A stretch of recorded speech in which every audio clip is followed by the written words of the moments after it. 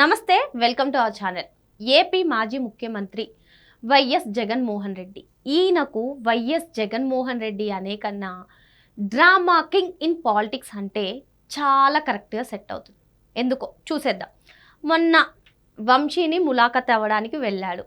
Okay అయ్యాడు. తర్వాత press meet పెట్టాడు. అంతా బాగానే ఉంది, అక్కడి వరకు బాగానే ఉంది. ప్రెస్ మీట్ అయిపోయిన తర్వాత ఒక చిన్న పాప జగన్ మావయ్య జగన్ మావయ్య అని చెప్పి వెక్కి వెక్కి ఏడ్చింది. నీతో ఫోటో దిగాలి, నిన్ను కలవాలి, నిన్ను ముట్టుకోవాలి, నాకు సెల్ఫీ కావాలి. వెక్కి వెక్కి ఏడ్చింది. జగన్ మామయ్య తీసుకున్నాడు. తీసుకుని ఒక ఫోటో ఇచ్చాడు. ఇక్కడే ఒకటి గమనించాలి మనం. ఈ ఫోటో చూడండి. పాప ఏడుస్తుంది. జగన్ మామయ్యని ఒకసారి నేను చూడాలి, జగన్ మామయ్యతో ఒక్కసారి ఫోటో దిగాలి, నేను వీరాభిమాని అని ఏడుస్తుంది. అంతా బాగానే ఉంది. సరే, మనం గతంలో 2019 నుంచి 2024 వరకు జగన్ ఎప్పుడైతే సీఎంగా ఉన్నాడో, సీఎంగా ఉన్నప్పుడే కాకుండా అంతకు ముందు కూడా ఆయన సమావేశాలు ఏర్పరిచినప్పుడు కొందరు యువతతో మాట్లాడిస్తున్నాను, కొందరు నిరుద్యోగులతో మాట్లాడిస్తున్నాను, కొందరు ఉద్యోగులతో మాట్లాడిస్తున్నాను అని చెప్పి ఎప్పుడు ఆయన యథేచ్ఛగా అంతే. ఇప్పుడు కూటమి ప్రభుత్వం కానివ్వండి, అప్పట్లో టీడీపీ జనసేన పైన కానివ్వండి, కొన్ని వ్యాఖ్యలు అయితే చేయించేవాడు. మరి అప్పుడు కూడా మనం చూసినట్లయితే వాళ్ళు ఒక స్క్రిప్ట్ ఇచ్చి చదివిపిస్తున్నారు అనేందుకు ఒక ఉదాహరణ మనం గమనిద్దాం. ఈ ఫోటోలో కానివ్వండి చూడండి, సర్కిల్ చేస్తున్నవి ఫిగర్స్ క్లారిటీగా చూడండి. అంటే వీళ్ళు పక్కనున్న యువత ఎందుకు మాట్లాడాలి అంటే వాళ్ళు స్క్రిప్ట్ ఇస్తున్నారనడానికి ఇంతకన్నా పెద్ద నిదర్శనం ఏం కావాలి? సరే, ఇదంతా బాగానే ఉంది, అది అయిపోయింది, ఓకే. మరి ఇప్పుడు సేమ్ ఈ వ్యక్తిని చూడండి. ఇక్కడ అదే వ్యక్తి ఇక్కడ ఉన్నాడు. అంటే చిన్న పిల్లల్ని కూడా వదలకుండా వైఎస్ఆర్సీపీ రాజకీయాలు చేస్తుంది. అంటే 2019 నుంచి 2024 వరకు నువ్వు చేసిన డ్రామాలు, అంతకు ముందు కూడా వివేక హత్య డ్రామా, ఇవన్నీ మాకొద్దు బాబోయ్ అని చెప్పి జనాలు అంటుంటే జగన్మోహన్ రెడ్డి మాత్రం నాకు ఆ డ్రామాయే ముఖ్యం, నేను డ్రామాలు చేసే రాజకీయాల్లో ఉంటాను అని చెప్పి మళ్ళీ డ్రామా పాలిటిక్స్కి తెరలేపాడు. సరే, ఇదంతా ఓకే. మరి ఇదే చిన్నపిల్లని సాక్షి మీడియా ముందు, సరే జగన్మోహన్ రెడ్డితో నాకు ఫోటోలు కావాలని అడిగింది, జగన్ మామయ్యని నేను ఒకసారి చూడాలి, నేను ఒకసారి ముట్టుకోవాలి, నాకు ఫోటో కావాలని అడిగింది, అంతా బాగానే ఉంది. సరే, ఈ జగన్మోహన్ రెడ్డితో ఫోటో ఇచ్చిన తర్వాత మరి సాక్షి మీడియా పాపతో ఏం చెప్పించింది అంటే కూటమి ప్రభుత్వం అధికారంలోకి వచ్చిన తర్వాత నాకు తల్లికి వందనం రావట్లేదు, సో నేను అందుకే చదువుకోవట్లేదు. మా జగన్ మామయ్య సీఎంగా ఉన్నప్పుడు నాకు అమ్మఒడి వచ్చేది, నేను చదువుకునేదాన్ని, నేను ఇప్పుడు అందుకే స్కూల్కి వెళ్ళట్లేదు అని చెప్పి చెప్పింది. పాప మాటల్లోనే విందాం అది.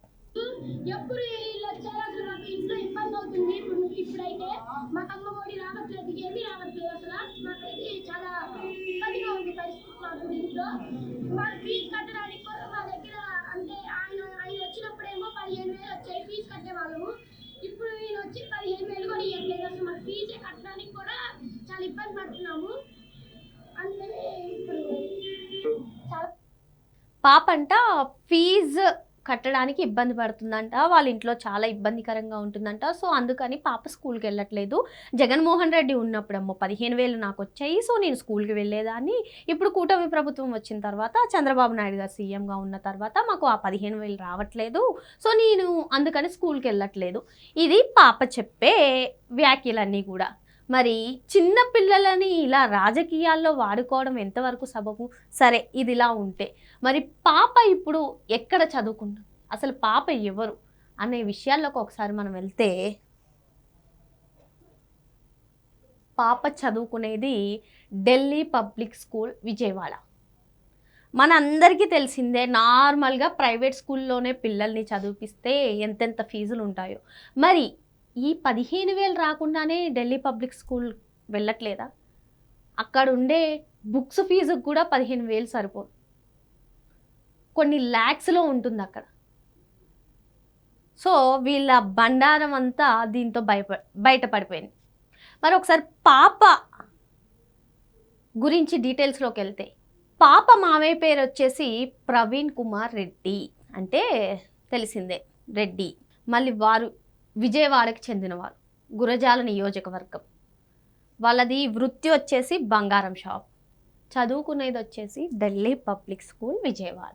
ఏంటయ్యా జగన్మోహన్ రెడ్డి మాకు 2019 నుంచి 2024 వరకు నువ్వు చేసిన డ్రామాలు మమ్మల్ని ఏమీ చూడకుండా నీ డ్రామాలతోనే సరిపోయింది మాకు అని చెప్పి జనం ఓ పక్క అనుకుంటుంటే మళ్ళీ డ్రామాలకు తెరలేపాడు జగన్మోహన్ రెడ్డి. 2019కి ముందు వివేక హత్య కేసుతో వచ్చాడు, సీఎం అయ్యాడు. సరే పోనీలే వచ్చాడు మాకేదో చేస్తాడు అనుకుంటే 2019 నుంచి 2024 వరకు కూడా గులకరాయి, కోడికత్తి ఇంకా చాలా సీఎంగా ఇంట్లోంచి బయటకు రావాలంటే 900 సెక్యూరిటీ ఉండాలి, పరదాలు ఉండాలి, రోడ్ల మీద చెట్లు ఉండకూడదు.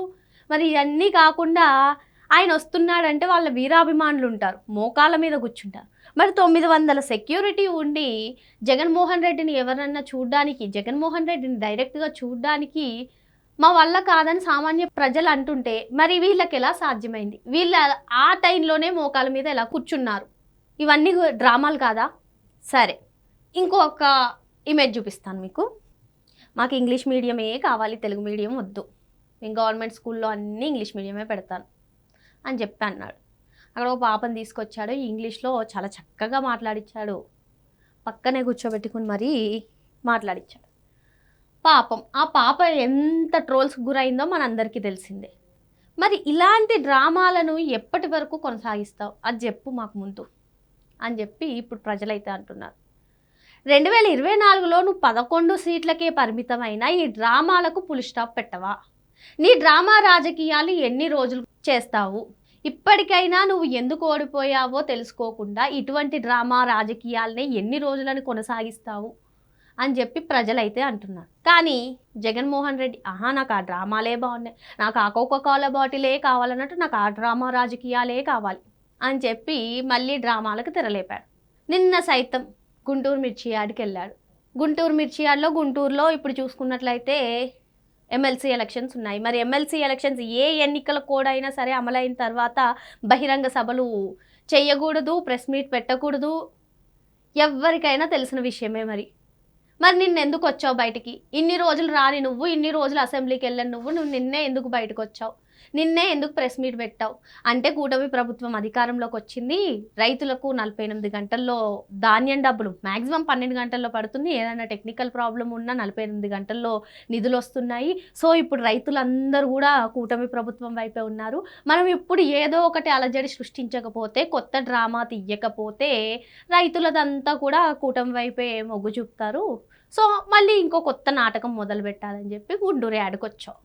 గుంటూరు యార్డ్కి వచ్చిన నువ్వు రైతులను కలిసావా? రైతులతో మాట్లాడావా? లేదు, ప్రెస్ మీట్ పెట్టావు, డైరెక్ట్ ప్రెస్ మీట్ పెట్టావు. అక్కడ కూడా నీ పేటీఎం బ్యాచ్తో సీఎం అంటూ నినాదాలు చేపించుకున్నావు. సరే ఇప్పుడు ఏమైంది? ఉన్న కేసులు సరిపోవన్నట్టు కొత్త కేసు వచ్చి పడింది. మరి దీనికి ఏం సమాధానం చెప్తావు? దీనికి కూడా ఇంకో కొత్త నాటకం మొదలు పెడతావు. ఇది కూడా ఒక అక్రమ కేసు, నా పైన అక్రమ కేసు బనాయించారు అని అంటావు.